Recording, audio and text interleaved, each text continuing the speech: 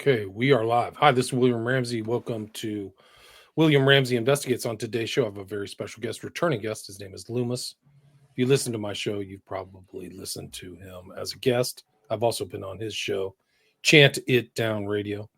But today we have something a little different, something new, something cool that he's just finished. If you're watching this on X, Rumble, or Rockfin, you'll see the logo for his new documentary called Sacred Sights. So it's Sacred Sight. And I watched the first half today. It was really interesting. A lot of great sites around the world. We were talking in the pre-show about his trip to Malta because I've done the Knights of Malta, which ties into the history of Malta, which are those three islands south of Sicily in Italy in the middle of the Mediterranean. But this has incredible history. Malta does, of like civilization after civilization after civilization on top of it.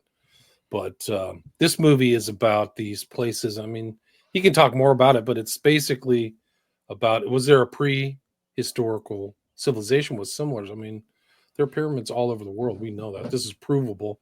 It wasn't as easy, obvious as it is now in the 21st century, but I think it's pretty clear to even the casual observer. But you can go back and look at some of our old shows too. We did one recently. The most recent one was about emerging technologies in the new golden age, which has a darker tinge to it than people might think. PSYOP after PSYOP after PSYOP, election mind control. We also have done global death cult and then the Lahaina Inferno, which is a real catastrophe. But anyway, he can talk more about his documentary. So Leumas, welcome back to the show. Hey, thanks for having me on again, William. Always a pleasure to be here. For people who may not have heard our last show, I know you Chant It Down's been around for some time, like 10 years. Maybe you can talk about your background and what led up to putting together and publishing this documentary. All right. Yeah. Well, so I've been doing Chant It Down since 2013.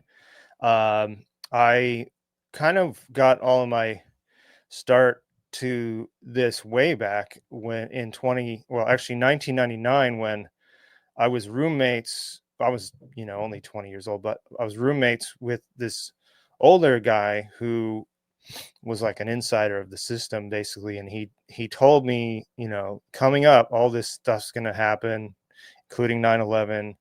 How he knew, I wish I knew, but he knew a lot of stuff, and he was building a house for his family on the big island at the time. That's where I was living, to kind of get away from it all. He was a high up in the USDA. So when 9/11 happened, I'm this guy I never got in contact with again, because he was just there for 2 months in this place I was staying in.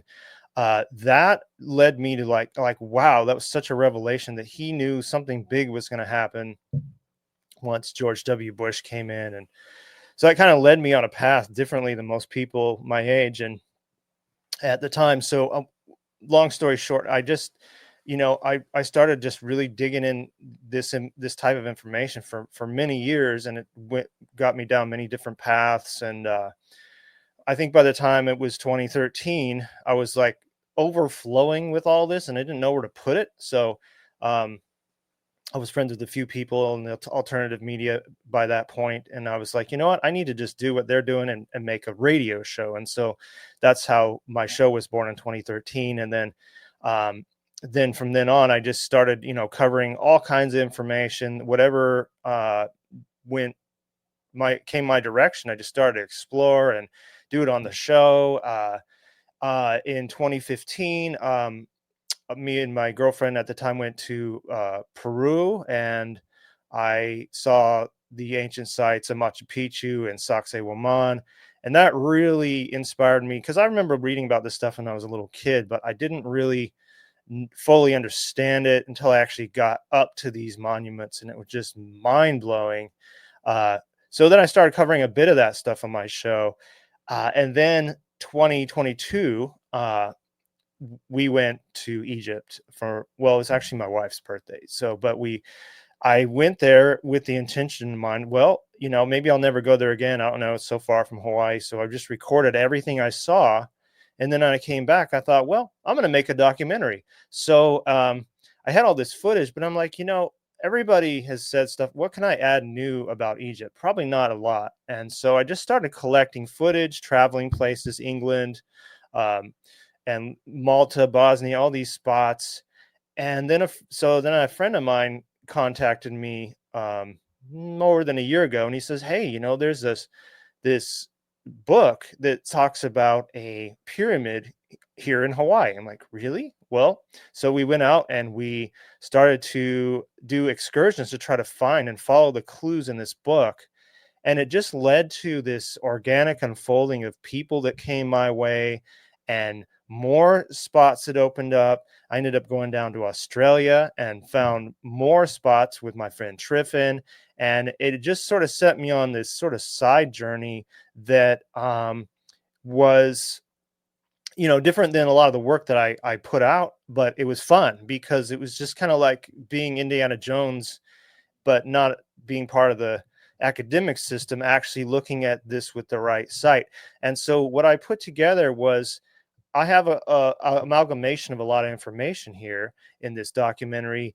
And I thought, I'm looking at sacred sites, but I'm also trying to show people how to look at things with that proper sight, as in with your eyes, from the ancient past, trying to put together all these mysteries, and then also incorporating the sight we need to see with our own eyes right now, so we're not deceived. So that's how this documentary just sort of came about. It kind of grew itself. It's weird, and of course you're in it, William. So it was great to get you on there with a bunch of eclectic different voices. And that was another thing I wanted to do, is I wanted to put in a bunch of different people that might not even know each other or even have that similar of work, just to kind of give a broad view of the site we need to see with our eyes. And I also say in the documentary, with your heart, you need to see with your heart too, so that's how this thing came about. It kind of just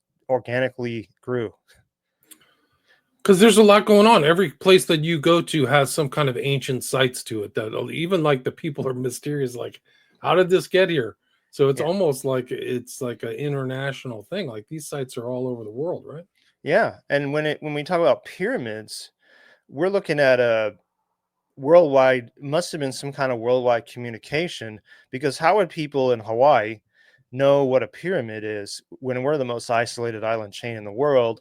And then you can find them on places like the Mauritius Islands. You can find them in Tahiti. You can find them in, strange places. And so some of the two most common themes that come up in the documentary is the worldwide flood that is throughout many cultures in the world, including the Bible, and then of course pyramids and huge stones that people today still couldn't move with cranes, and so all that is around the world. So it shows that there was some kind of global communication or something going on that we're not being told in our academic school system. Right. It's like they can't comprehend that prehistory could be that sophisticated. I'm almost positive they found like cocaine in the bodies of mummies. So they know the so called new world was in contact with the old world back there. You mentioned Mew in your documentary, some of these old civilizations, Atlantis or whatever. Mm-hmm. So there had to have been something going on. There's like huge, like structures in China and Japan too, like underneath the water. Like they're everywhere. There's Yeah. one that I was researching in like one of the kind of Pacific island chains too. Like it's amazing what they're covering up. There's it's weird that they're covering up the height of these people, all this stuff. It's just like they don't. There's something. I guess is it the power of Christianity that the Earth is only 7,000 years old or 8,000 years old? Is that they don't want to go back even farther? What do you think that is? Well, yeah, I don't really know. I feel like it's not just Christianity, but, and I don't have anything against Christianity, but I feel like the book of Genesis, it has been a compacted book of, and you could probably take some of these events and expand them thousands of years, because just that little blurb on Nephilim and how they found the daughters of men were attractive, and that's a whole story if you get into the book of Enoch. I just feel like there's that part of it, but then there's the academic side, that we came and evolved from monkeys, and that we're these we were just these hunter gatherers, and suddenly civilization arose 6,000 years ago. None of that makes sense to me, when you look at this evidence just for what it is. So I feel like there's a cover up on many sides, and just exposing this Hawaii stuff. I mean, I haven't gotten too much flack yet, but just that throws the history here out the window a bit too. So, Right, because Hawaii was supposed to be recently settled, right, yeah, by Pacific Islanders, right? Can you talk yeah, about that? yeah, yeah. It was settled. Well, they think 300 AD. The Marquesans came here, and then in 1,000 AD, the Tahitians migrated here, which were a war culture, and they killed off the original people. But that's not really that long ago when we're looking at history. I mean, that's pretty new. So what are these possible pyramids, alleged pyramids, doing here? We haven't. I mean, there are some definite possibilities. These are, and so we're looking into it, and that means that something was greater here and bigger. So I do feel like there's a lot more in our history that's just not being looked at. Um, and I guess what I like about this set of information is that I can get a lot more people on board with it than some of the other stuff I cover, because uh, it intrigues just about everybody. But what I like that I could do with this documentary is I could also bring people down the rabbit hole of what's happening today, and they have to watch that too, and take that in. So it's like that was my doorway for those people that don't know about what's going on in the present world to look at too. But anyway, I'm sort of going off on tangents here, but yeah, that's how it. I think there's a big cover up of our ancient past for sure. There's a cover up. I think that's cultural and political too, right? They don't want people to know that technology might have existed or something or older people or giants. Like there's Yeah, a lot of stuff they're just not willing to link into, right? right. And the giants, you don't have to go that far back, because the 1800s they're talking about giants.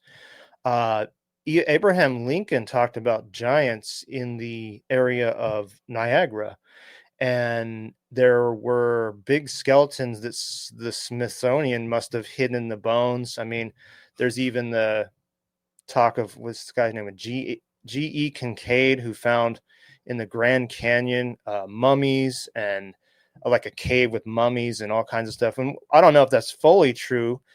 We won't know ever, but the Smithsonian definitely got involved with that and covered it up. So, I wouldn't doubt it.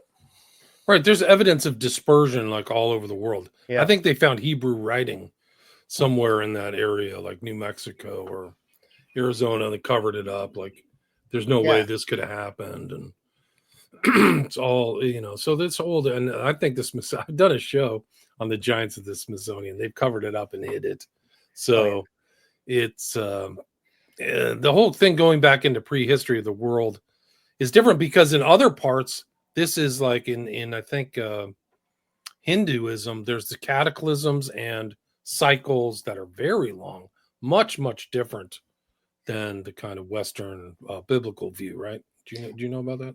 I know a little bit about the Hindu. When we talk about like the Indus Valley in I guess it's present day Pakistan and in border of India, that area, that's super old, and there's some interesting anomalies just there. I mean, there's an actual place where they found trinitite, which is when glass forms from an explosion like a nuclear bomb, and they found radiation all over that site. Mohenjo-daro is what it's called. Uh, but there's a lot of cataclysms in our history. I mean, this earth is, and the flood though is the ultimate one that all these cultures share. Like you can go to China, they talk about it in the Mahabharata, they talk about it in India, and the Ramayana. They talk about the flood in Japan, and he goes on and on. I mean, the Sumerian tablets, of course, and yeah. So there's definite like long some major stuff happened. I mean, because you look at like those monuments underwater in Japan, there's like a ancient civilization there. Same with recently they found a civilization in Turkey under Lake Van that is 80 feet down, and it has that cuneiform writing, the writing that the Sumerians did. So it's just, something major happened on this planet for sure, or multiple cataclysms. Right. There's like different layers of civilization. You mentioned like Göbekli Tepe or whatever. Like Göbekli that. Tepe. Yeah, Yeah, Göbekli. That rewrites our understanding of history if it's correct, right? Like right. 14,000 years ago. Yeah, and another one in Indonesia.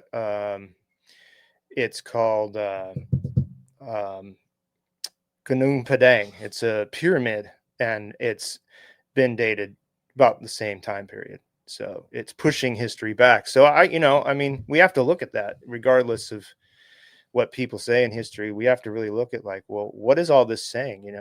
There's definitely something big that happened, and we're just told in school that it just happened. Just people were independent from each other and created these sites.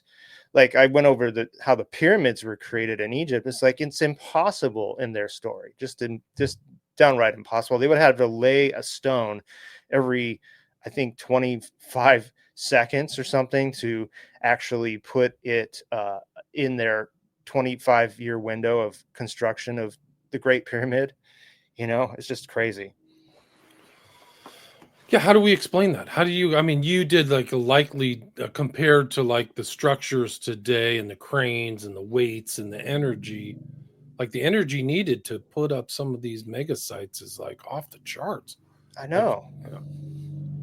Yeah, I know. And the granite that was built in the interior part of the pyramids, the chambers, that was somehow transported from 600 miles south in Aswan to, how to, granite is super hard. It's not going to be on a boat. It's just insane when you think of how all that came about. I mean, that's just one area too. You can go all over the world, and all these places, a lot of them we couldn't build with our own machines today. And if we could, I don't think we could do the job they did, especially with no mortar. Right, and these are the ones we know of. Like there's huge structures in like Central America that haven't been uncovered. The other one of the funny things is like my interest in American prehistory is like Hernan Cortez invades Mexico and goes to the Aztecs who have a bone of a giant. They show it to him. Says they say giant people lived here, and then he says, "What's this big, huge, pyramid structure here up north from us, Teotihuacan?" And they're like, "We have no idea." They had no idea. So 500 years ago, this Aztec empire grows up in the Lake of Mexico basin, and they're next to another huge edifice of which that history is a mystery to them. So Right. it's like, how far back does this go? Like it goes all the way back. And then why is it always pyramids? Why are they building these huge structures? They had structures even in Mesoamerica, right? So like maybe not pure pyramids, but definitely mound works, right? Yeah, and a lot of them have four corners and stuff. Now, in this documentary, I won't give it away too much. We find a three-cornered monument type thing. So that needs more investigation, but there's nothing like that in the world that we know of, a three-sided, perfectly geometrical shaped pyramid like structure. So yeah, it's but the idea of that kind of building is kind of like, I guess you could say, like, you could liken it to our modern day where people build things like skyscrapers. Well, that's an idea that's been communicated across the world, obviously, so they could, you know, people didn't come up independently with that idea. Well, I think that's the same thing with pyramids. It's got to be. I don't know what else. We don't even know what they were for. That's the crazy thing. Don't you think these are all mausoleums or memorials or something like that? But I mean, we know that the pyramids in the Aztec Empire were used by like priest classes and rituals, and we can record that. So it's got to be something like that, like this. It's a symbol of power, like I'm higher up than you, and like Yeah, pagan power. I mean, does that make sense it to you? does make sense. The only thing that doesn't make sense, though, is the Great Pyramids in Egypt, where you would think if somebody wanted to be known as powerful, like a priest or a king or anybody, they would put the pyramid on a higher ground than a plateau. There is higher ground around Egypt, not like super mountainous, but like you would think they would put it somewhere higher so everybody could see it. But I don't know. I just had that thought when I was there. But I do think that the Freemason. So I think there was an agenda when the conquerors came from on the Crusades and stuff across the Americas, especially to find some of these sites, maybe cover them up or destroy them or some. And I think maybe the Freemasons had something to do with that, and just the way that every single modern day town in our present day was founded by Freemasons. Like from small towns to big cities, they all had knowledge too of these ley lines and where to put buildings. I mean, they have some knowledge. So I feel like if anyone took this knowledge, it might be high up Freemasonry, maybe other orders, Rosicrucians. I don't know, but I just know that the Masons call themselves the builders, and their culture. It seems like they are responsible for a lot of the foundings of a lot of these towns. So they must have had an agenda. Like even Captain Cook might have had an agenda when he came around these islands in Australia and stuff to, destroy possibly some of these things, cover them up, or, claim a different history to them. It just seems that way. And you'll see that with religions want to impose their own ideological structure. So, like Islam destroys anything Buddhist or anything that doesn't conform with Islam gets destroyed as an idol. They're Right. very much into idols. So, and I think that's kind of similar with Christianity to a certain extent. But like, so we've lost history, we've lost knowledge. Like that's probably the best place to find stuff because they found some of these ancient civilizations in the Caribbean, like underneath the water.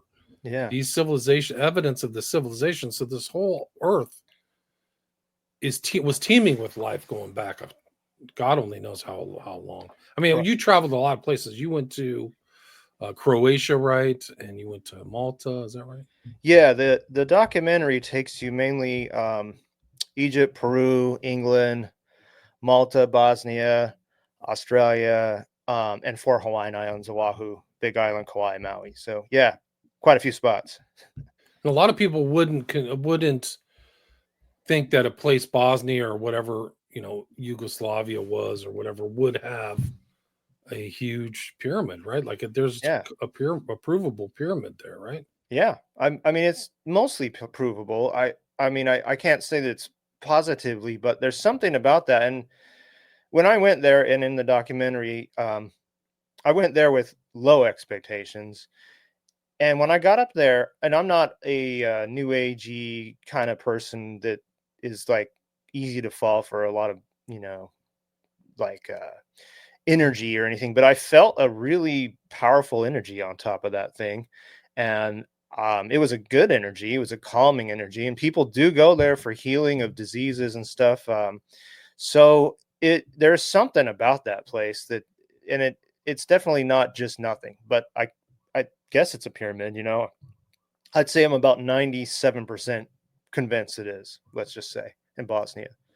Interesting. Yeah. Yeah. I mean, it looks like one too. Yeah. What's your impression of Malta and things there? Like, there's all kinds of prehistory or lost history there, right? Yeah. Yeah. So there's these crazy sites that have the same architecture you would find in Egypt, Peru, these big stones put together with no mortar.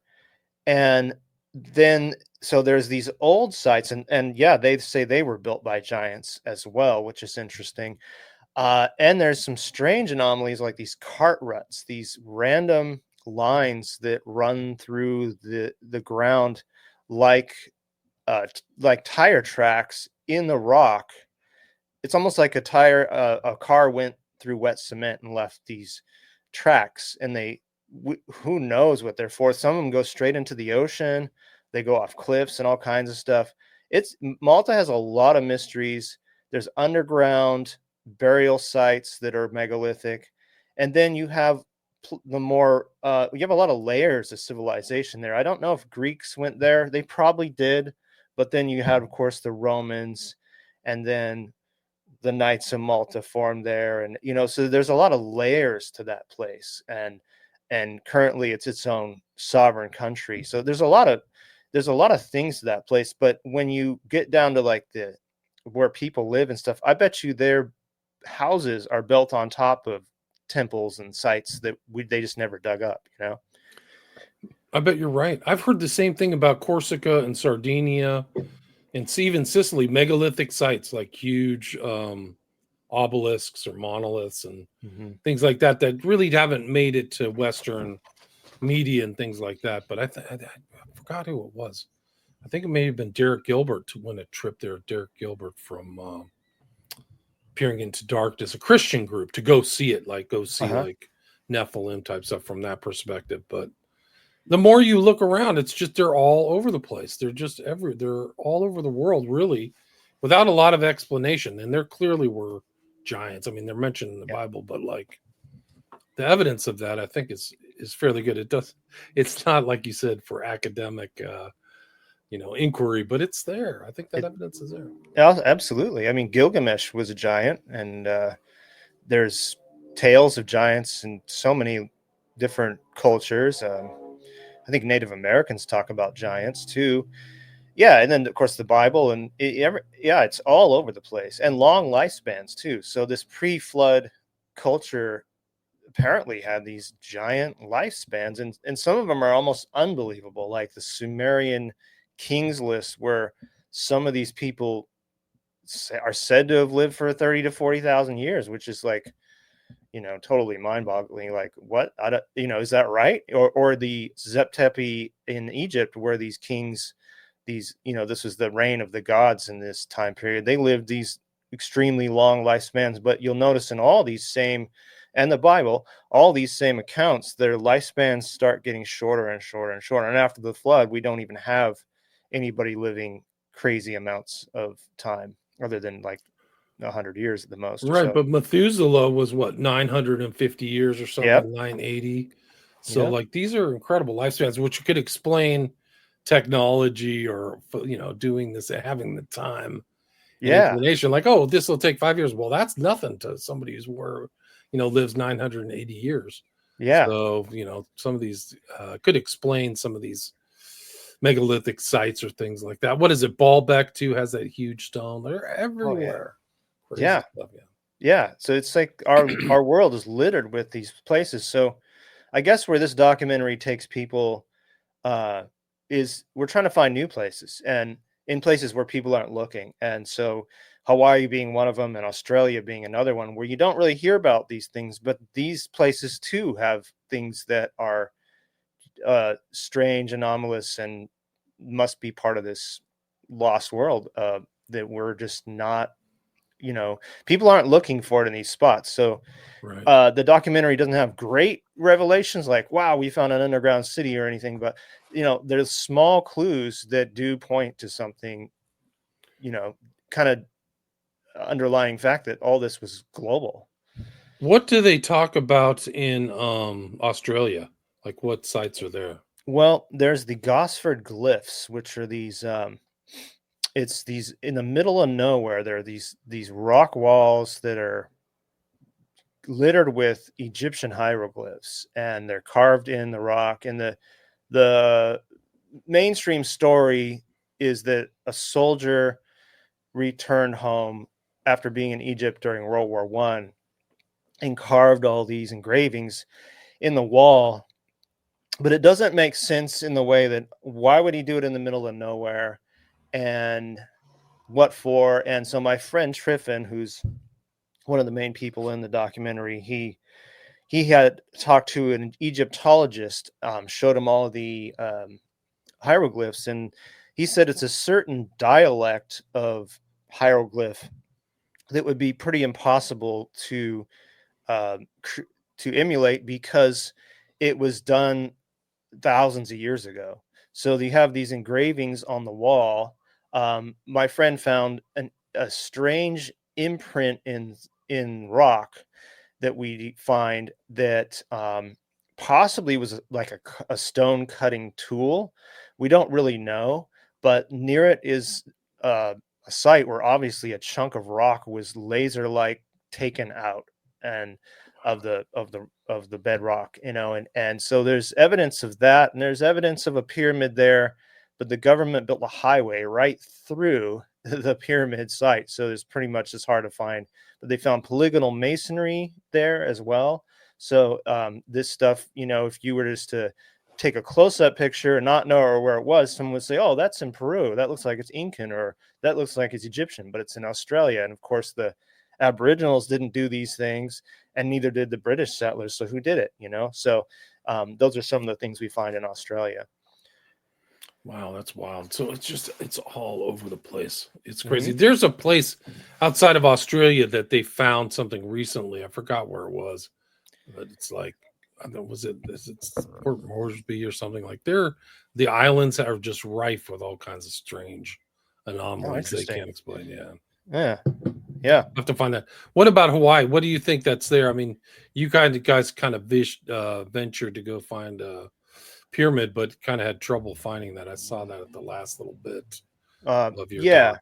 Yeah. Well, we're basically following clues that are like finding a needle in a haystack. And the problem with the sites here in Hawaii is that some of these areas get over 200 inches of rain a year, and they're so thickly overgrown that we basically need LiDAR to uncover to see if that's a structure there or not. But we try our best with our limited abilities. But I'm making a sequel, so we're just kind of getting started with this. And but yeah, we found about let's see, well, 2 sites for sure that are not just nothing, and then there's a bunch of other stuff for another movie. So Gotcha. Yeah, you could probably do like 10 episodes on this subject. I know. Like there's so many. I think China has a bunch of like megalithic huge temples and things like that, and they do. It just doesn't end. Yeah, the government covers that up. They have pyramids they've buried in dirt on purpose. So yeah, there's a lot there, and they're changing. They found these caves and they put modern day, I don't know, carvings in it just to kind of throw off that it was not ancient or something. It's strange and made it a tourist attraction. I don't understand their one of the guys in my documentary, Mike Collins, went there and did a bunch of video there. Yeah. What's interesting is a lot of this stuff was left covered up for centuries. Like I think Chichen Itza in the Yucatan was like covered in dirt until 100 years ago. Like it's unbelievable until kind of Westerners or like there's things in Guatemala that have like LiDAR has shown there's huge complexes. Yeah. So it's like we need to know all this stuff. If it hasn't been looted, the other thing is like some stuff is lost to history because it's all been, there's some looting going on or things have disappeared. So that's another concern. Right. In Tahiti, there's a pyramid that Captain Cook logged in his journal. It looks just like the Mayan civilization, and he called them Indians in his journal, but they purposely they took apart that pyramid and used the stones to make roads. So it's like, people didn't care about this stuff, or there was a deliberate cover up, a bit of both, I think. But isn't that the story of the Great Pyramids? Is that they were covered with a different stone and they were all taken down?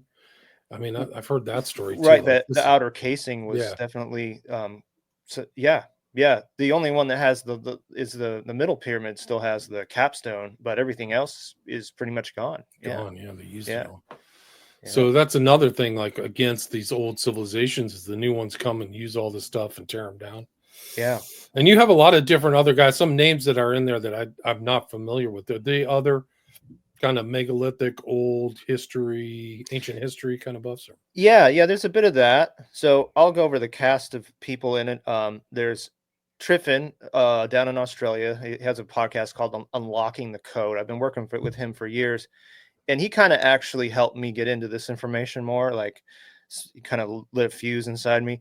And Seb Land, who is a friend of mine on Big Island, and so Zach Royer, he's he's like an explorer, and he's done a lot of work on these previous work on this Hawaiian pyramid stuff. So we linked up with him, and then we have Mike Collins, who is a kind of a journalist, goes around to these sites and does drone shots, and he's pretty big on YouTube. And a girl named Nikki Anna Jones, which is also does the same thing. And then you have a lot of truth speakers in it too, like Ole Demigard, yourself, Sean McCann, Bob Tuskin. I linked up with Paul Wallace, who does a lot of stuff on YouTube about ancient civilization. He was a preacher, Catholic preacher, and he kind of really started seeing the Bible in a new way. And he has a lot of information, books like Escaping Eden and stuff, pretty interesting things. And then Heather Arnold is also in it, who is uncovering the giants of